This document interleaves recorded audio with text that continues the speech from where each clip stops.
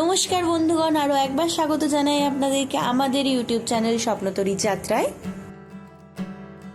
তো এতদিন আমি রাখির ছবি দিতাম, প্লাস ওয়াল হ্যাঙ্গিংয়েরও একটা ছবি পোস্ট করেছিলাম। তো আপনারা দেখেননি যে ওয়াল হ্যাঙ্গিংয়ে আমি কিভাবে বানাই সেটা। তো আজকে ডিটেলসে আপনাদেরকে সেটা দেখাবো আমি কিভাবে বানাচ্ছি একটা ওয়াল হ্যাঙ্গিং।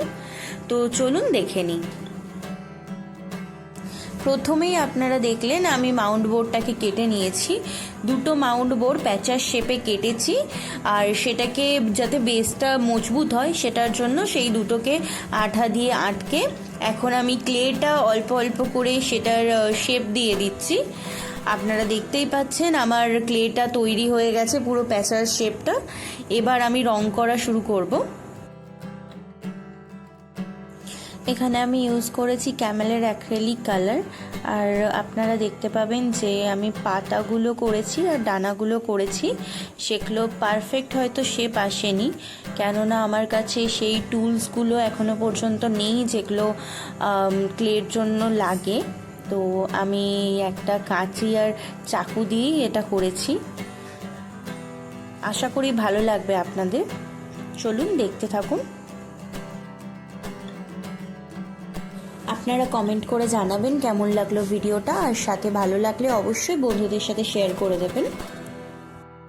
আপনারা আমাদের ভিডিওটি থেকে অনুপ্রাণিত হয়ে যদি আপনারা নিজেরা বানান আর সেটা কেমন হয়েছে আমাদের সাথে অবশ্যই শেয়ার করবেন, কমেন্টে শেয়ার করে দেবেন, আমাদের খুবই ভালো লাগবে।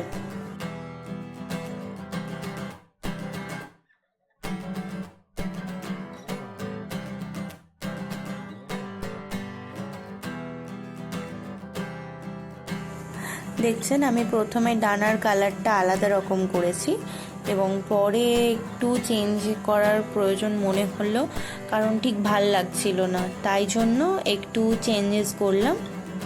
যেহেতু আমার স্পঞ্জ নেই তাই জন্য রংটা দেওয়ার জন্য আমি ব্লেন্ডার, মেকআপের ব্লেন্ডার আমার কাছে ছিল, সেটাই ইউজ করেছি এটার উপরে।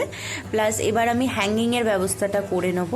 তো আমার কাছে একটা উল ছিল, সেই উলটাই আমি 4 ফেত্তা করে কেটে নিয়ে প্যাচেটার ব্যাক সাইডে আঠা দিয়ে আটকে নিয়েছি। হ্যাঙ্গিংয়ের মাপ অনুযায়ী আপনারা কেটে নেবেন।